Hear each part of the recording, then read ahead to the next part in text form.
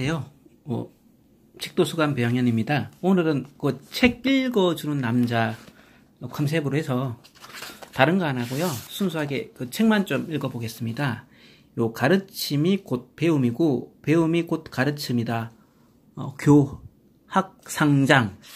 네, 요쪽 부분 제가 좀 읽어드리도록 할게요.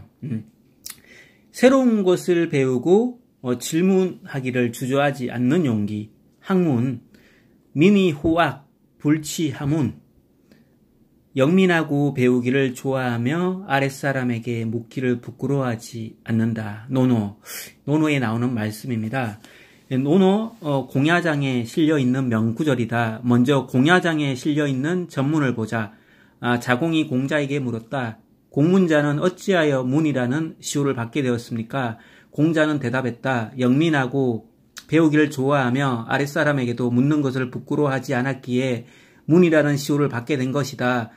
시호는 한 사람이 생전의 업적을 평가해 붙이는 것으로 그 중에서도 문은 세상의 신호라고 할 수 있다. 시호라고 할 수 있다. 특히 학문을 하는 사람들에게 문이라는 시호는 누구나 부러워할 만큼 가치가 있는 것이다. 공문자는 이 나라 영공의 맞사이로 대부 벼슬을 하던 사람인데 자공은 어떻게 해서 그가 문이라는 시호를 받게 되었는지 묻고 있다. 글에는 직접적으로 나타나진 않지만 공문자는 문이라는 시호를 받기에는 턱없이 부족한 사람이라는 생각이 자공의 무릎 속에서 은연중에 드러나고 있다. 공문자는 실제로 개인적인 품행도 바람직하지 못한 점이 있었고 비록 죽고 난 후에 일이기는 하지만 그 안에 백희는 공자가 아끼던 제자 자로의 죽음과도 연관이 있었다. 공자의 입장에서 보더라도 공문자는 결코 호감을 가질 인물이 아니었다. 하지만 공자는 공문자의 개인적인 단점이나 공자 자신의 호불호에 치우치지 않고 객관적으로 공문자를 평가했다. 이러한 자세는 사람들에 대해 정확히 알고 분명히 시험해보기 전에는 함부로 평가하지 않는 공자의 뚜렷한 주관에서 비롯된 것이다. 공자는 공문자가 배우기를 좋아하는 것, 후학과 아랫사람들에게도 질문하기를 부끄러워하지 않는 것, 불치하문, 이 두 가지 때문에 문이라는 최상의 시호를 받게 되었다고 말했다.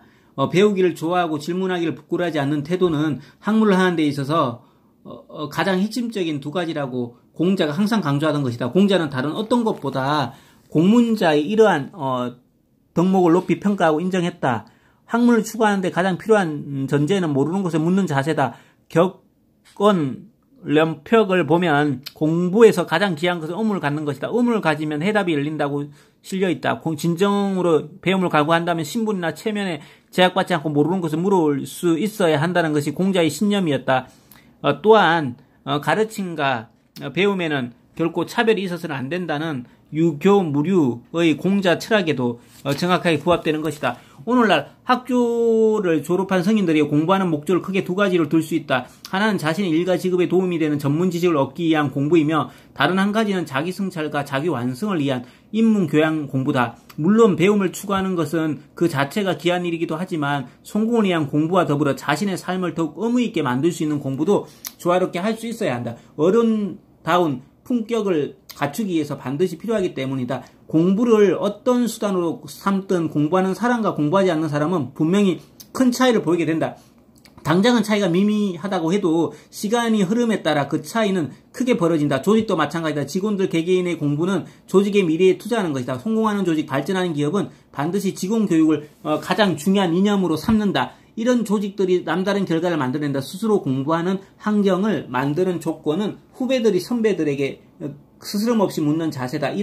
그리고 후배들의 물음에 성심성의껏 대답해주고 가르쳐주는 선배들의 마음가짐이다. 이런 분위기를 만들고 장려하는 것은 리더의 몫이다. 영민하고 배우기를 좋아하며 아랫사람에게 묻기를 부끄러워하지 않는다. 공부하는 조직을 만들고 공부를 통해 미래를 준비하는 자세를 촉구하면서 이 구조를 인용하면 좋겠다. 시진평 주석이 2013년 공자연구회를 방문했을 때 공자는 보수성과 진보성을 함께 갖춘 합리적인 사상을 제시했다며 이 구조를 인용했다. 이 공부의 중요성에 대해서 나오네요. 참 좋은 내용이었고요. 제가 목소리가 조금 크게 있는 것 같은데 좀 작게 들었어도 괜찮으실 것 같고 이 내용이 정말 우리가 평생 공부와 해야 될 이유 하다못해 전문 지식을 쌓으면 전문 지식을 얻고 개인적인 공부를 위해서 이런 어떤 이유든 공부를 하는 것은 공부하지 않는 것보다 낫다. 차이가 가면 갈수록 벌어진다는 거죠. 그래서 기업도 마찬가지고 조직도 마찬가지인데요. 우리 모두 열심히 배우고 익혀서 더욱더 발전해 나가고요. 이제 공자님의 말씀 한 구절이 또 생각나네요. 배우고 익히면 아니 즐거운가. 즐겁고 재미있게 공부하면은 더욱더 재밌지 않을까요? 이렇게 딱 한 단락 이렇게 읽고 마무리하겠습니다. 사랑합니다. 감사합니다. 축복합니다.